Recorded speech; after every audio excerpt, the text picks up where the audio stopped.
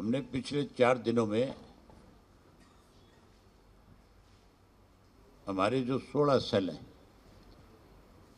उन सभी सेलों की रिव्यू मीटिंग करी थी कि जो जिम्मेवारी हमने अपने सेलों की लगाई थी संगठन के लिए, उन्होंने अपने अपने संगठन को किस स्तर पे खड़ा किया।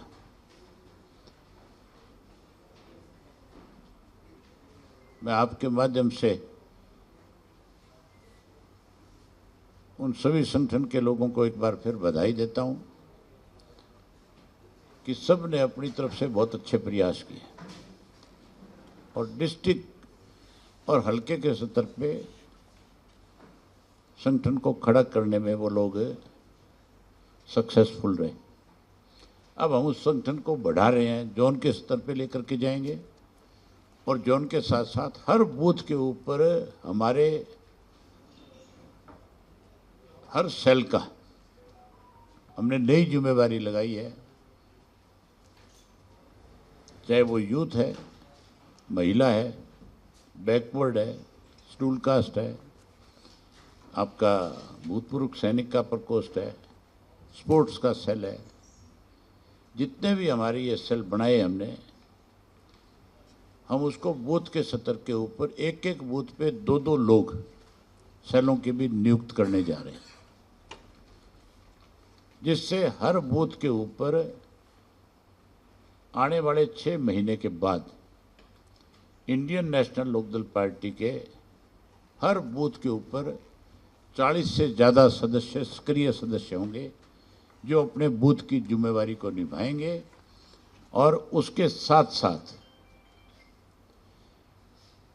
सरकार की सारी बेकायदगियां अपने बूथ के जितने भी लोग होंगे उन सबको अवगत कराएंगे। हमारी पार्टी की जो पॉलिसी है उसके बारे में भी लोगों से चर्चा करेंगे, संगठन के साथ और सारे लोगों को जोड़ने का काम करेंगे। बाकी सारी बातें तो माजरा साहब आपसे आज करेंगे। मुझे एक जगह जाना है, मैं तो रोज़ आपसे मिलता हूँ, रोज़ चर्चा करता हूँ, लेकिन एक बात आपसे शेयर करके जाऊँगा। पिछले कई दिन से अखबारों में भी, सोशल मीडिया पे भी, इलेक्ट्रॉनिक मीडिया पे भी एक चर्चा का विषय बना हुआ है। मोदी जी ने एक स्टेटमेंट जारी करी थी और उन्होंने कहा था कि तेल की खपत कम हो, इसके लिए आप सफ़र कम करो। उन्होंने देश के लोगों से आग्रह किया था कि आप घर बैठ करके अपना काम करें, तेल का संकट आने वाला है। किस तरह से हमारे सरकार के मंत्रियों ने, मुख्यमंत्री ने मोदी जी के सामने अपने नंबर बनाने के लिए एक नया ड्रामा शुरू कर दिया। हर व्यक्ति जो है, मंत्री जो है, साइकिल पे चढ़ा घूम रहा है। आपको जब वो मंत्री मिले, आपसे ये कहना चाह रहा हूं कि आप उनसे जरूर पूछ लें कि साइकिल सरकारी है कि आपकी है।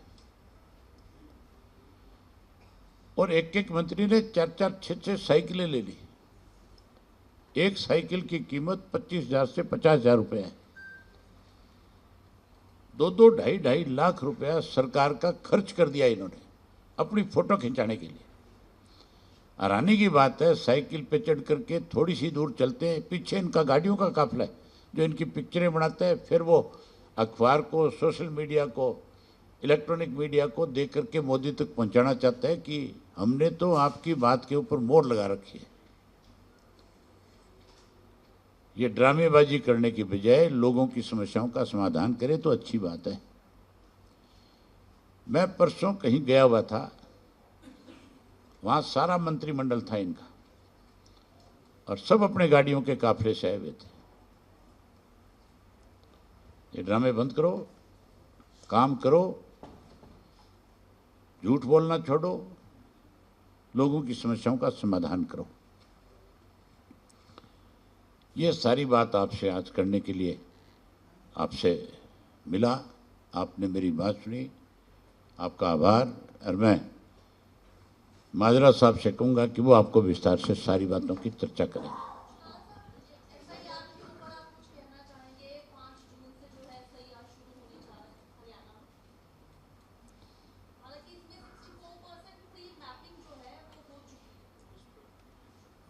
हरियाणा प्रदेश में कहाँ से घुसपैठ होगी?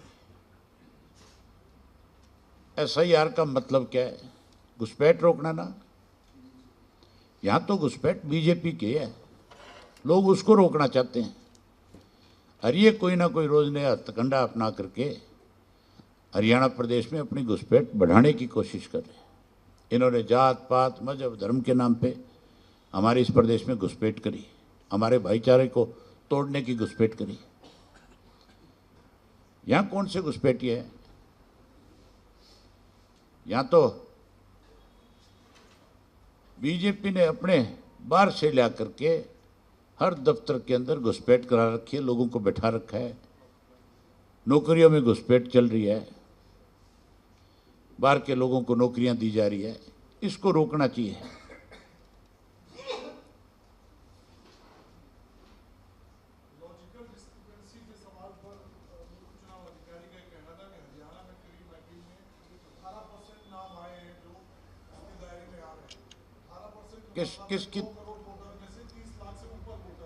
किसने कही ये बात? मुख्य निर्वाचन अधिकारी की प्रेस कॉन्फ्रेंस सर आज श्रीनिवास की श्रीनिवास ने आज प्रेस कॉन्फ्रेंस की है।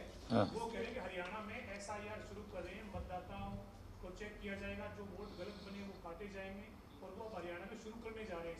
तो मैंने आपसे बताया कि जब से हरियाणा प्रदेश में भाजपा की सरकार बनी है, इन्होंने आरएसएस के लोगों को ला करके यहाँ घुसपैठ कराई है, नौकरियों में भी कराई है और सरकारी कामकाज में दखल के लिए भी लोग लगाए हैं, जो अलग अलग स्टेटों से हैं, जिनका हरियाणा प्रदेश से कोई मतलब नहीं है।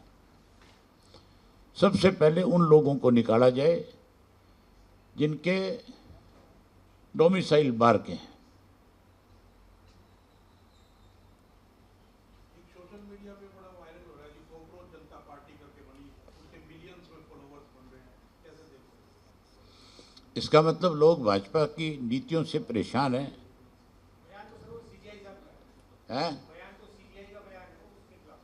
उन्होंने उसको कंट्राडिक्ट किया है, बाद में उन्होंने वापस भी ले लिया, कंट्राडिक्ट भी किया है। उन्होंने कहा कि मेरा कहने का ये तात्पर्य नहीं था।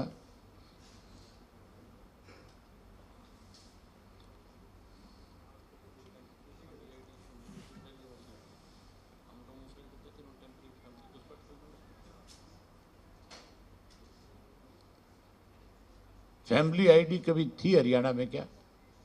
जब एक आधार कार्ड बन गया, उस आधार कार्ड के अंदर सारी चीज आ जाती है। फैमिली आईडी की क्या जरूरत थी? मैंने इस फैमिली आईडी के ऊपर विधानसभा में मुख्यमंत्री पे क्वेश्चन खड़ा किया था। फैमिली आईडी की प्रपोजल जब बनकर के आई थी, उसमें यह लिखा गया था कि जिसका परिवार होगा उसका परिवार पहचान पत्र बनेगा। हमारी विधानसभा में 2 ऐसे व्यक्ति थे जिनका परिवार नहीं था। होम मिनिस्टर का भी नहीं था, मुख्यमंत्री का भी नहीं था। मैंने उनसे पूछी थी ये बात भी, आपकी आईडी कैसे बनेगी?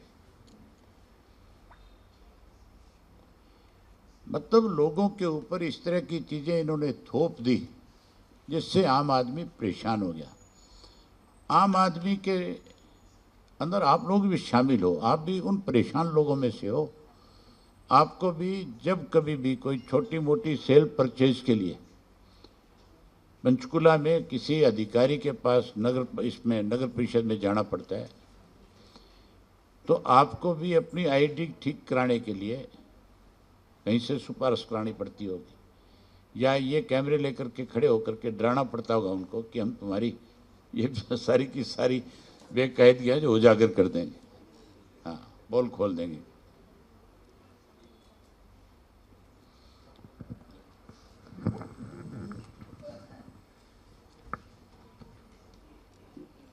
आप सबको इस बात के लिए भारतीय जनता पार्टी पहले से कहती रही कि बेटी पढ़ाओ बेटी बचाओ, और ये नारा ही नहीं दिया बल्कि माननीय प्रधानमंत्री जी इसका शुभारंभ पानीपत से करके गए थे।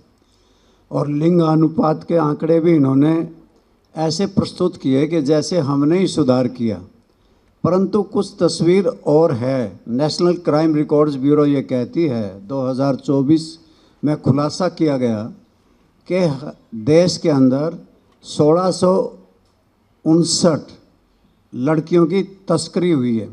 16 जो रजिस्टर्ड हुए हैं 1659, और जिसमें से हरियाणा नंबर 1 पे आया है। 736 हरियाणा में हुए हैं जो 44% हैं। ये दूसरे स्थान पे बताया असम गया है जिसमें 329 लड़कियों की खरीद फरोख्त हुई है। झारखंड 307, राजस्थान 72, त्रिपुरा 41। यानी कि नेशनल क्राइम रिकॉर्ड्स ब्यूरो में तो हरियाणा प्रदेश लड़कियों की खरीद फरोख्त में नंबर 1 पे आया है। इसी प्रकार से हरियाणा प्रदेश में जो आईपीसी और बीएनएस भारतीय न्याय संहिता के जो केस दर्ज किए गए थे 1,15,000 दर्ज किए गए, और जिसमें से जो झूठे घोषित हुए हैं 44,747 केसेज हुए। देश में हाईएस्ट है 21.6% जो झूठे केस दर्ज हुए हैं, और उसमें से अनट्रेस 37,761 हो गए जिनका क्ल्यू ही नहीं मिला, 33% हैं। यानी कि इनकी जो रिपोर्ट है पुलिस की भी वो खोखली है। ये झूठे मुकदमे दर्ज करने में भी नंबर 1 पे हैं। हर दिन जो मैं बता रहा था लड़कियों के मामले में 2 लड़कियों का सौदा हरियाणा प्रदेश में होता है, और लोक सेवकों द्वारा भ्रष्टाचार में हरियाणा तीसरे नंबर पे है। अवैध हथियार रखने में 5वें नंबर पे है। फ्रॉड करने में 4थे नंबर पे है। और हरियाणवी जो ये कहते हैं कि हमने हरियाणा प्रदेश खुशहाल बना दिया, इतने डिप्रेशन में हैं। हरियाणा प्रदेश में सामाजिक और मानसिक संकट इतना है। एनसीआरबी की रिपोर्ट 2024 की कहती है कि 3360 लोगों ने आत्महत्याएं की हैं।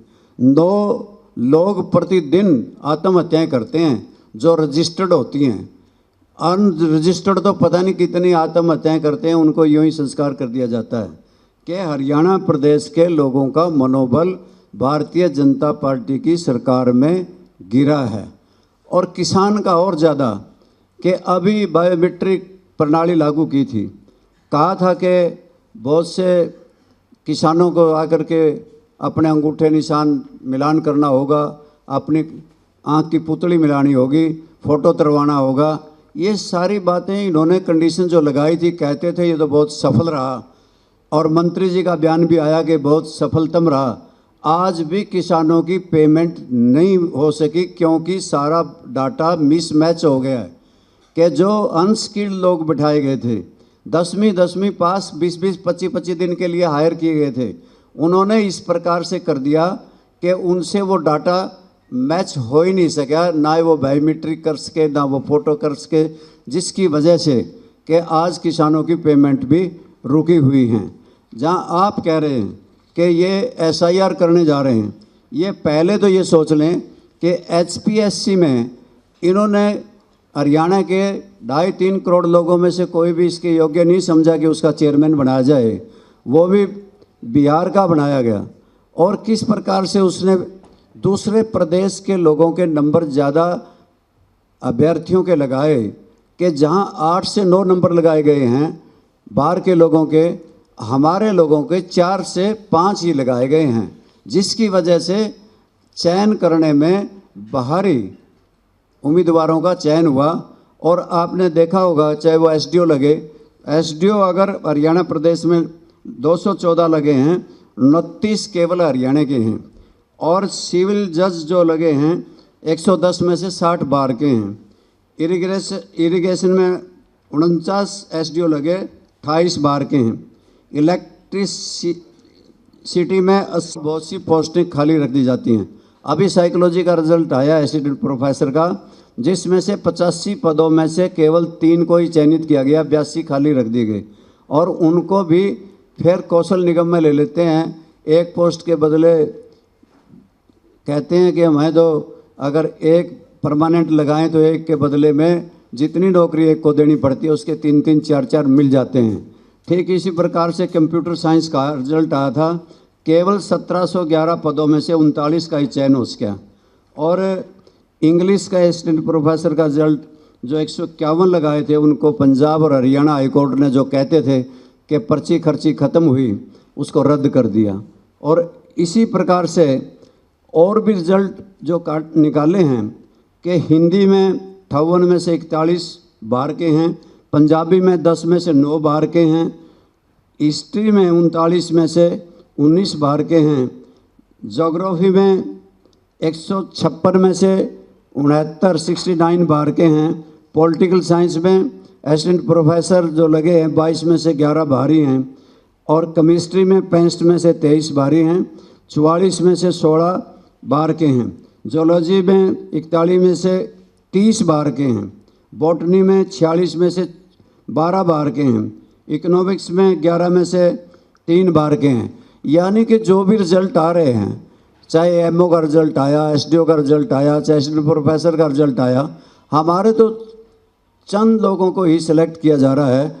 बाहरी होने के नाते बाहर के आरएसएस के या बीजेपी के लोगों के दबाव में उनके नंबर ज़्यादा दे करके हमारे हरियाणा की नौकरियों को लूटा जा रहा है, जिसके लिए इंडियन नेशनल लोकदल पार्टी ने 18 तारीख को हरियाणा पब्लिक सर्विस कमीशन के सामने अपना रोष प्रदर्शन किया था। और इसी प्रकार से कि आप जिस प्रकार से एसआईआर की बात करते हैं, इनकी नौकरियों में कम से कम हरियाणा प्रदेश को तो कम से कम तरजीह मिलनी चाहिए। इस बात के लिए विशेष तौर से जैसे चौधरी अभय सिंह चौटाला ने कहा है कि तो दिखावा मात्र थे इनके साइकिल, तो हरियाणा प्रदेश पे तो कर्जा बढ़ रहा है, 4 लाख करोड़ का कर्जा हो गया है। और हर बात को में चाहे आईडीएफसी का था, चाहे अभी कोटक महिंद्रा का नगर निगम का था, चाहे नगर निगम रोहतक का था, चाहे आपका फरीदाबाद का था, और वो तो ये समझ लें कि सफाई घोटाला, तालाब खुदाई घोटाला, अमृत घोटाला, हरियाणा प्रदेश की जनता इतना पैसा लूट के ये खा गए। हर कोई वैध और अवैध कॉलोनियों में, चाहे उनके मंत्री हैं, विधायक हैं, लगे हुए हैं। जिस भी शहर में जाओगे वहाँ का स्थानीय विधायक के नाम की कोई ना कोई कॉलोनी मिलेगी, या बीजेपी के या आरएसएस के नेताओं की वहाँ पे कॉलोनी कट रही हैं और हरियाणा प्रदेश की जनता को चूसा जा रहा है। धन्यवाद।